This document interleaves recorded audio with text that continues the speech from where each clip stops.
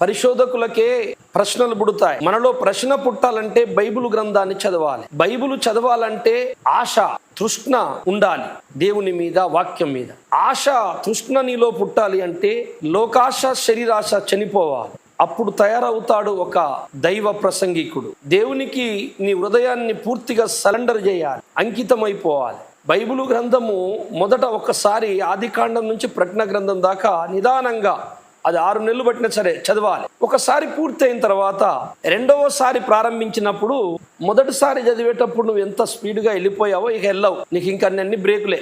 ఎందుచేతంటే మొదటిసారి నువ్వు ఇంట్రెస్ట్గా బైబిల్ అంతా పూర్తి చేసి రెండవసారి ప్రారంభించేటప్పుడు పరిశుద్ధాత్మ దేవుడు పని చేయడం మొదలు పెడతాడు. నువ్వు వచనము చదివిన కొద్దీ అంతకు ముందు దాని గురించిన వార్త ఎక్కడో చదివినట్టు నీకు గుర్తొస్తుంటది.